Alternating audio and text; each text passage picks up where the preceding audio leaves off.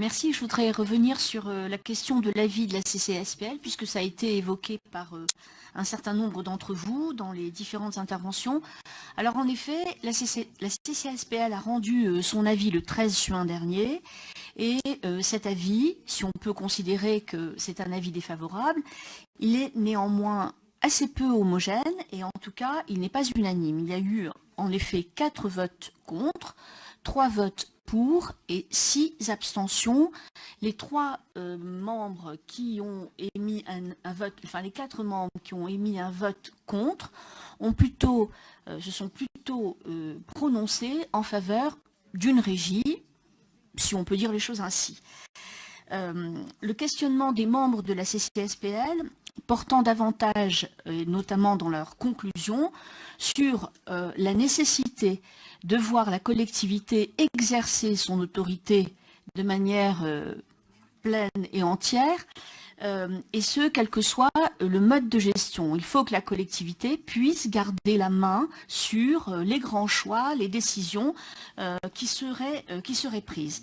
Par ailleurs, les membres de la CCASPL ont exprimé le besoin de pouvoir enrichir le plus en amont possible les attendus qui viendraient par la suite définir le cahier des charges, parce que les questions notamment de coût, de qualité de service, étant pour eux leur préoccupation majeure. Contrairement à ce que j'ai pu lire ici ou là, la présentation par les services a été précise, argumentée, structurée. Les débats ont duré près de 2 heures. Il y a eu moult questions qui ont été posées par les membres de la CCASPL et les réponses ont été données à la fois par les services, à la fois par les élus.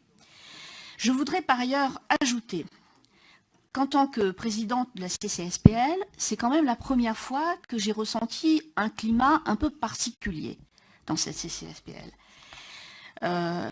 En effet, j'ai eu le sentiment qu'il y avait un certain nombre de composantes qui n'étaient pas tout à fait en place et qui auraient dû être en place. La première, c'est que on a finalement peu apprécié l'absence du vice-président en charge de cette question, que nous avons attendu. Alors il y a eu un certain nombre de malentendus, parce que bon, il ne devait pas être là, il devait être là, bon bref. Ceci, je pense, a porté préjudice à la tenue des débats et a pu créer, je pense, un doute, des questionnements auprès des membres. Par ailleurs, certains propos tenus également laissant supposer que le sujet n'avait pas été suffisamment travaillé en amont, pas suffisamment débattu entre les membres de la majorité, ont pu également être préjudiciables au débat et ont pu également semer le doute auprès des membres.